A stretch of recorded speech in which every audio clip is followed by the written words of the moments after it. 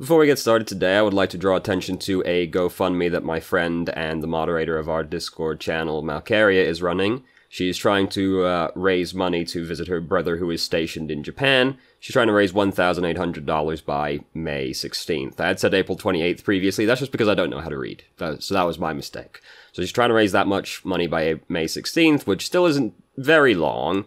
And I'll include a link to the GoFundMe in the description. If you have any money at all that you're able to donate, I would be very appreciative if you would consider chipping it in to help my friend go and see her brother who is stationed in Japan.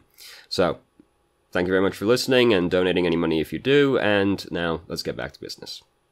Okay, today we are playing a game on King's Row. We are playing Zarya the entire way through, and there is no SR for today's game because it was either a replacement game or it took place during the off-season.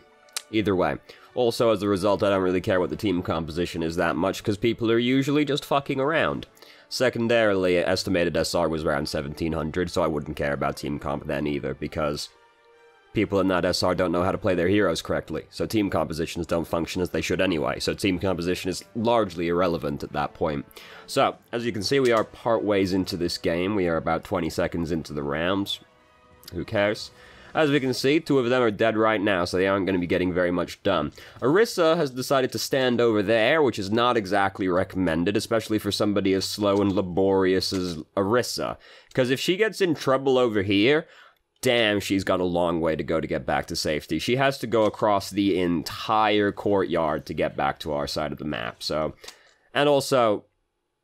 there's the high ground right there. If they get up on it, bam, they're just behind her. And there's a Reaper hanging out over there, as we can see on the infra site right now, so that'd be sad. We should bubble D.Va. She's going over there, because we know she's going over there to fight people, and we can tell from the silhouette that one of them was Reaper. So we really don't want Orisa to lose her mech, fucking hell, D.Va to lose her mech and or die. So we should have bubbled her before she disappeared. So now we gotta fight Winston. We're zero charge Zarya right now, so this is a problem for us. We are currently the worst hero in the game. If we've got full charge, we're the best hero in the game. That's basically how Zarya goes. So, right now, there's also people flanking all around, which we're upset about. Reaper's behind us now, so Orisa's fucking dead. And D.Va's lost her mech over there, so things are not exactly going very well. One thing in general that I did notice watching this game earlier is that we in general don't do very much looking around. We're very stiff and unmoving in how we play, where we just kind of like hop around in front of the enemy team, staring like directly at them. It's important to like look around and see what's going on, especially when you know there's flankers on the enemy team like Reaper and Genji. So, silver lining, both their healers are dead right now, which means that they're going to have trouble actually staying in this fight. So we're playing really pensively right here, and we don't really need to, because we're basically full health. We're 300 a second ago, but like, we fell way back away from this fight, and we didn't really need to, especially since we're starting to get close to high charge at this point. We didn't need to back out that far. Now we're high charge Zarya. Now we're the best hero in the game, and we want to start trying to kill people. Did we need to reload right there? What's our ammo doing? Because this is a very awkward time to reload. See, also, if somebody is in, like, lasering range, you don't really want to right-click them unless they're somebody difficult to hit, right? Like, Genji, you're not going to kill right there. There's no point using the grenade right there. And just Winston, he's a big boy. You can just laser him. It's no problem. If you're trying to hit somebody who's small in front of you, like, hard to hit, like a Tracer or a Genji, fair enough. Winston's a big boy. You can just laser that, man. The right-click is for, like, poking at people, hitting people who are hard to hit, right, if you're not great at tracking, and hitting clusters of people. Winston's very big and easy to hit. We can just, like, left-click into him. We're also, like, really unfocused right now, where we keep switching targets during this fight. We are high-charge Zarya right now, so our goal is to pick one person and just drill a hole straight through his skull. Like, Winston's half health. We can just focus on him and kill him. He's jumped behind us, and it's like we've forgotten he exists. We could just kill him. He's behind us, like, killing our team right now, and we're not really doing very much about it. Again, we're not really looking around either. We're just looking straight ahead. We also, during this game, spend a lot of time just kind of bouncing around in front of the enemy team, not like, taking advantage of cover, because, like, Orisa's shield is over there. Like, we could be standing behind that. We could just be standing closer to the wall to use it as cover. Because we're just kind of bouncing around in the center of the point. And, alright, we don't die, so it might not look like we're getting punished for this, but we're taking a lot of damage, first off, so it's easy for us to die in this position if the enemy team are better. But also, even if we don't die, us bouncing around in front of the enemy team like this, just taking damage when we could be avoiding it, is giving the enemy team ult charge. And this is something you have to be cognizant of when you're playing any tank, basically, but particularly ones like Roadhog and D.Va, is that you are the main source of ult charge for the enemy team, right? They are going to be shooting tanks a lot, and the tanks are going to be the ones giving the enemy team ult charge. So you don't want to just give them free ult charge, and we spend a lot of time just bouncing around in front of the enemy team, taking damage we could be otherwise avoiding. So we keep switching back and forth between people during this fight. Just pick someone and try to kill him. Especially when you're high charge, because you can kill someone really fucking fast as high charge Zarya. You do ridiculous damage. No, I don't know the exact number off the top of my head, but I believe it is somewhere in the region of a fuck ton. This is the empirical measurement. So, just pick someone, try and kill him. We keep changing targets so many times during this fight. And this is a thing with, like, all heroes, right? Like, switching back and forth between targets all the time typically leads to you not actually killing anyone. Like, you want to actually try and focus someone down. Now we're sort of focusing on Winston, but now he's used Primal Rage, so he's not going to be dying anytime soon. So you'll notice, even though they lost both of their healers really early during this fight, we never actually managed to get them off of the point. Granted, we lost a couple of people during the fight as well, but, like, it's kind of outrageous that we didn't kill anyone during this fight, especially when we were walking around at high charge the entire team fight, basically. So we do at least have Graviton now, so that's cool. We have Hanzo, so we've got that combo, but we also just have Junkrat on our team, so doesn't really necessarily matter that much if we combo it, because Junkrat just does a lot of AoE damage, and then hopefully other people are around as well. So we're low charge right now, which means we're currently the worst hero in the game again, so we really want to try and build up to high charge again as quickly as possible. We're going really far forward right now, seeing as most of our team are not behind us right now. And again, we don't spend a lot of time looking around. There's a lot of ways for the enemy team to try and flank us on this checkpoint. We gotta be, like, really vigilant for it. Keep your eyes peeled for a flank that happens with Reaper in the near future. So our team are regrouping behind us right now. I don't really like that we don't check, right? Like, we don't turn around to see what position our team are in behind us. But we can see Junkrat bombs bouncing past us. We know D.Va's here. We know Orissa's here. We're here. So this is, you know, we hit a bunch of people in front of our team. We're low charge, so we don't really get to take very much benefit of this. Even though we catch a lot of people, Moira's there to heal everybody, so we aren't actually able to do enough damage to kill everybody, or anybody, and then Reaper gets behind us and flanks us and kills everybody, so we're upset about that, obviously. And, again, we don't notice until it's basically already done. So, unfortunately, we just aren't able to do enough damage to kill anybody in the Graviton right there. You know, ideally we're higher charge when we use Graviton. You don't always, like, have the luxury of building up charge beforehand, but, you know, ideally you're high charge. Team were, like, in a decent position, it's just we weren't able to put enough damage into them. Tragically. Happens. Just because you got the Graviton is no guarantee you're actually going to kill people in the Graviton. Quite frequently, I've seen teams get Graviton, and then the team that got Graviton killed the enemy team. I know, it's weird, but sometimes it happens.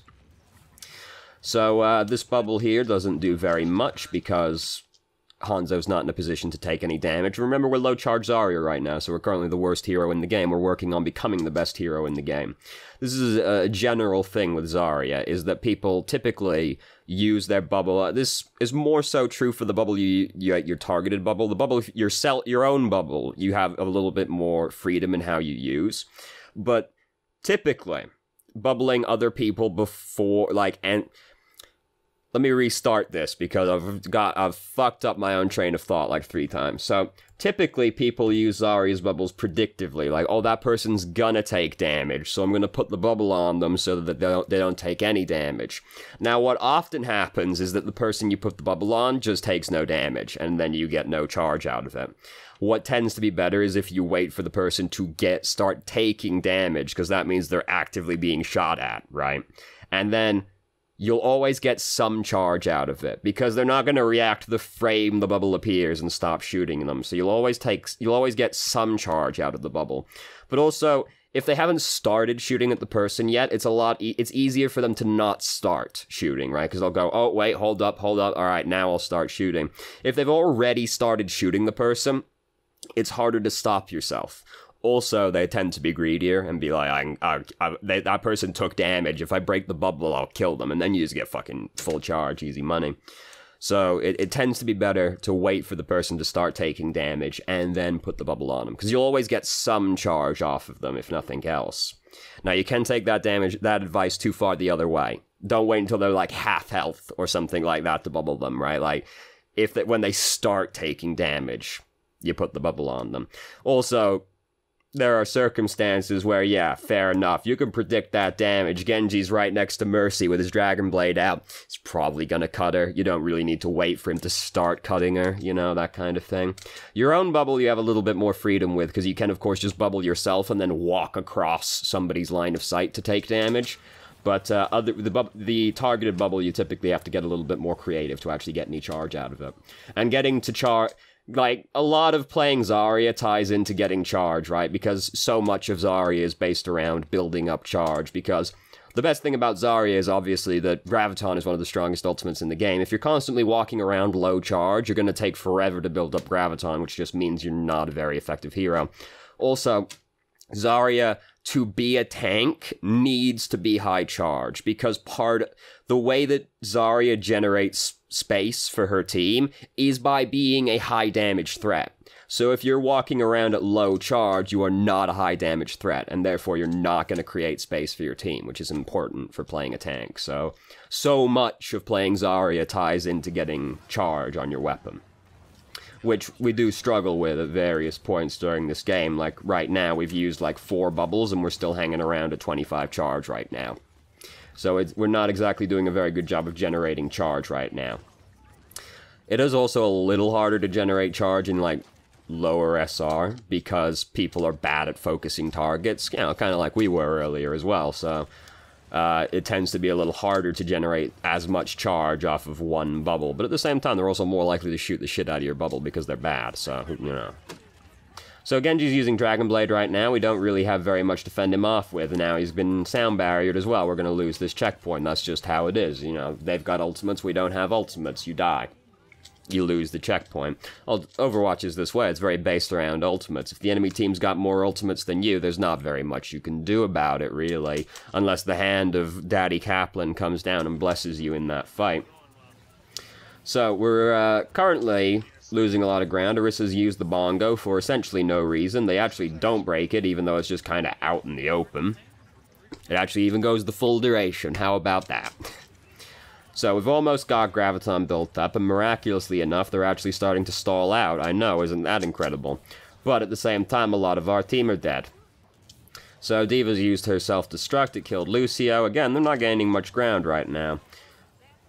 We are, like, way far up. We use Graviton. This is not a good time to use Graviton. Our team are still regrouping behind us, so this ends up not really accomplishing very much, because nobody's here to take benefit from the Graviton. We're here, but we're low charge right now, and D.Va is not great. Like, as you can see, they're only just starting to regroup behind us now, so we use that. We got a lot of people with it, but our team weren't in position to capitalize yet, and, you know, this is what I'm saying. If you're a tank in general, you gotta look behind you to check that your team is there, right? This is why when they put the rear view mirror on Reinhardt for his holding his shield up, it was the greatest day in my entire life, right? So you gotta check that your team are there, especially if you're about to use an ultimate like Graviton, because you do need your team to be in position to actually capitalize off of it. And it's, you know, in general, just like, we don't really look around very much. We play the game very stiff, just kind of looking around. Again, we're just bouncing around in front of the enemy team, not taking advantage of cover or anything, so we're just kind of taking damage for free, which is, again, generating ult charge for them. Ideally, we're using Orissa's bubble, or just, you know, a wall to avoid taking unnecessary damage. And, you know, we can bubble ourselves and then walk forward to take damage then after that, right? Like, us just standing around taking damage for no reason is at best pointless and at worst actively detrimental, because they start building up more ult charge. Also, it means you're easier to kill, obviously, if you're just taking free damage as well, so Just because you're a tank doesn't mean you aren't meant to use cover. So we're high charge right now, so we're the best hero in the game again. Now we don't have to be afraid of anything. We are become Death, the Destroyer of Worlds. Here comes Lucio. Now I'm scared of how we move when we see Lucio coming, right? Because Lucio, he wants to push people in this pit. We get closer to the pit. Now, fortunately, he doesn't push us in, but we get closer to the pit that's behind us. When we see Lucio, we want to immediately pivot away from any environmental hazards as quickly as possible. So, now, our team are sort of getting dove on, but we're moving forward, and, you know, we're high charge right now, so we don't have to be afraid of anything. We can just come up here and start fighting these people. And we can fire right-click into a bunch of these people. Winston's still back here. He's not doing anything, right? Like, he's diving a bunch of people that it's hard for him to kill. So we don't really have to be afraid of that. We can sit over here and, like, bully these people while the rest of our team takes care of the Winston situation. So we're full charge right now. We are the best hero in the game right now. Now, we do have to be afraid of Reaper still. We know they have a Reaper on their team. Reaper can kill you even if you're high charge, so we have to be afraid of him. And we have to keep an eye out for him, because he's flanked us, like, several times during this game, and we've never been ready for it. So we have to actually, like, turn and look to see if he's, like, teleporting behind us every now and then, especially if we haven't seen him for a while, right? Like, we haven't seen Reaper for a little while now. He's actually just on the right side of us. I just caught a glimpse of him slipping past us. So that should be also our #1 priority, then we get pushed off the edge.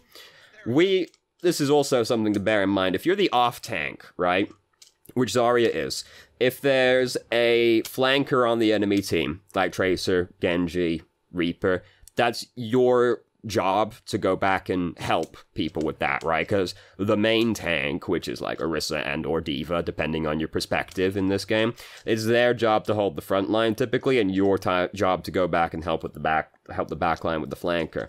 Now you'll notice that I said it didn't matter if we went back to help with the Winston situation earlier. That's because Winston was getting killed by 5 people and we had high charge, so we could bully the rest of their team, which included one of the flankers while that was happening. But if, like, a Reaper, a Genji, or Tracer slip past you and you're playing the off-tank, you are meant to go and help with that situation. So you have to be vigilant for those people actually getting in on the back line. This also includes if you're playing Bridget, because Bridget is closer to a tank than she is a support. If you're playing Bridget, I encourage you to think of yourself as an off-tank rather than a healer, because she's not much of a healer. She's a surprisingly durable, like, soft off-tank, you know. Also, by the way, Bridget's really fucking good. She's in the game now. Highly recommend playing Bridget. Fuck that Genji's day real good. I love her. Friendship ended with Moira and Reinhardt. Bridget's my new best friend now. Brigitte. Yeah. Like, anybody's actually gonna call her how it's meant to be pronounced. So, we're currently losing a lot of ground because they have a lot of ultimates. You know, this is how it is. Quite a few of our team died. We're gonna die. It's not looking good. We've almost got Graviton. Junkrat's got his tire, so hopefully that buys enough time for us to get back. And actually use the Graviton. As we can see, they're not really pushing very fast right now. And in fact, their Tracer died. So we do indeed get back in time. And Orisa's using the bongo. We are low charge right now, which is very sad, but our whole team's behind us. And we catch their entire team in the Graviton. Junkrat's got his tire. Bam, easy money. And now they don't have enough time to get another fight together because most of their team died with 10 seconds left. So Tracer's gonna have to stall this out for like 6 seconds for her team to actually get back and touch it. It doesn't happen. So we defend the 3rd checkpoint. Hooray. Now, as you'll notice, the second part of this game is significantly shorter. So only one of 2 things can happen. Either we crush them or we get full held. So you can put your bet, lock in your bet right now. Do we get full held, or do we crush them? So we're still playing Orisa. We're not playing Orisa. We've never been playing Orisa. We're still playing Zarya. That's this hero's name. We do have triple tank, but Roadhog is barely a tank, so, you know. What I would be concerned about with this team comp right now is that I can easily foresee a world where we can't get in the gate. Because our team is basically very slow moving, but with the exception of D.Va and Lucio as well, but, you know, they're very fast, but the rest of us are very slow, and bearing in mind we don't have a shield, right? because D.Va, not a shield tank, and Roadhog and Zarya are two off tanks. So we don't have a shield, so I would be afraid of having trouble getting through the doorway, because we're slow as a team, basically. So if we don't kill, like, a lot of people, it's going to be hard to get through the doorway. Basically, Roadhog, D.Va are going to have to pick people, and Junkrat's going to have to do a lot of damage, because you'll also notice Junkrat's the only actual DPS on our team. So I would be concerned about having trouble getting through the gate, especially on a map like King's Row, where you do kind of just have to walk at them, right? So we see they got a soldier over there, we throw some bombs over at him, like, that's not really what we're very good at, so I'd rather just throw bombs over there at the enemy team, you know? So we use our bubble here, and this is going to do basically nothing. We have to start looking for people to do damage to us. We just use the bubble while we're nowhere near the enemy team. Here we use it on somebody who's nowhere near the enemy team, and we just used both of our bubbles and generated 0 charge off of them. Which is a big deal, because now we have to wait until both of those abilities come off of cooldown before we can try to be a hero again. And this whole time we're generating no ult charge as well. Now we got some charge going. We're starting to be a hero in the game now. So as we can see, we're all very afraid to try and walk through the doorway. This I find is very indicative of lower SRs, or emblematic of lower SRs, where tanks are afraid to go through the doorway, right? We have to actually try and go through the doorway. This is not typically Zarya's job. Usually there's a better suited tank to that. But right now our team comp is such that we're going to have to start walking through the door. So we're high charge. We're the best hero in the game right now, so we want to start walking in and getting somewhere. Now the way we attack on King's Row, ideally, because it's important to know where you're trying to go as a tank, right? Because you're the one who has to lead the team in. So typically, going through King's Row, going left is usually a bad idea, because you have to funnel through this narrow little choke point, and that's very unfortunate, especially if they have a spammy team comp like a Junkrat. We can try and go through this doorway, but that has a similar issue where we are going to be funneling through a narrow area again. There is a health kit in there, and you get behind the enemy team with some cover, so if they aren't very spam heavy, you can kind of walk your way through there and get behind them. But typically, what we do instead is we go around this way. And the reason we do that is because the enemy team, they're not going to stand over here. We did in the previous game, but if we assume the enemy team is going to play well, they're not going to stand over on this side of the statue, because this is a bad place for the defending team to stand because of how far they have to go to get back to safety, right? So if they get into trouble over here, they have to go 1 billion miles to get back to safety. So they don't typically stand over there. They are typically standing around the point, right? Like shooting down this area and like watching the doorway and all that. So what we usually want to do as the attacking team is walk around this way, because nobody's going to be over there, maybe 1 or 2 people. There might be somebody up there. If there's somebody up there, we can just go hard right, go up the alleyway, and just, like, get them off, right? Because, again, not many people are going to be over here, probably. And then, if we are a long-range team comp, we can ideally come and stand up here, and then we can just shoot down at the defending team from high ground, and basically we can just poke at them until we have an opportunity to go forward, and basically we press the issue on them, because if we start shooting at them from up here, they're going to start funneling back into, like, behind the objective, because they can't just stand in the middle of the objective getting shot at, right, because they'll die. And then we can wait for an opportunity to push him. Right now there's a Torbjorn up here, so we would want to go up there and get rid of him. But usually, we go around the right-hand side, and then we can use the statue as cover, and we can just sort of wait around here for everyone to gather, and then we can just start pushing forward. Ideally, you've got an Orisa or a Reinhardt for this, because then you can just start walking onto the objective and force the issue on them, where they have to walk forward and start a fight with you, or you're just going to walk at them and just slowly push them back off of the objective, right? So this is the way we want to go. We want to get rid of this Torbjorn, so we might have to go like through the alleyway to get rid of him, to go get upstairs as well. But that probably doesn't require the whole team to dislodge a Torbjorn either. So we do want to go around the right-hand side on King's Row when we're attacking, because it's just a favorable position to attack from. Also, we can go through that doorway as well, and there's like a large health kit over there, there's a small health kit in the statue, so it's a better angle, there's more resources, and the defending team is probably not pressuring this area too much, because it's not a great place for them to stand. So we're very afraid of Torbjorn's turret, and there's really no reason for us to be, because if we just walk up to that and laser it, we're going to break it really fast. We're high charge right now. We don't have to be afraid of anything. We are become Death Destroyer of Worlds. So we had the right idea. We started pushing up the right-hand side, but then we just kind of gave up on it. And now, not to spoil things too much, but we do just never really walk through this gate, right? Like this...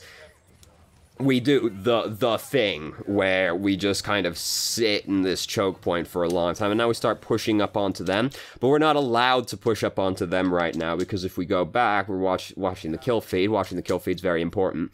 We see that Diva and Lucio just died, so we're trying to push in 4v6 right now, and Torbjorn's just used Molten Core, which just means no fun is allowed for the next 12 seconds. There's no fun allowed, and we're trying to push in at a numbers disadvantage. We get pinned, we lose all this charge we've built up. Dying as Zarya is terrible, because it means you have to start again, right? You have to start from 0 energy.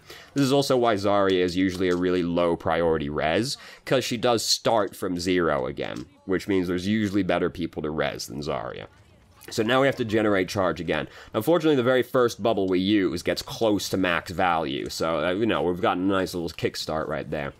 So, yeah, this is the concern that I outlined at the beginning, which is that we have trouble getting through the doorway. We could push the issue more than we do in this game. Like, we started gaining ground, and then we just gave up on it, because didn't just, like, drill down Torbjorn's turret, and then we can sit around behind the objective, sit around behind the statue and start trying to push in. But we're having trouble getting through the door because we're a slow team, and picks aren't happening, so it's very difficult for us to get in. Quite a lot of picks happen on our team, to our team, rather, so that's very unfortunate. We got high charge again. We've almost got Graviton built up. Soldier's just sitting up there, uncontested. Diva doesn't do a very good job of contesting the high ground defenders in this game, which is, of course, her job, but that doesn't happen.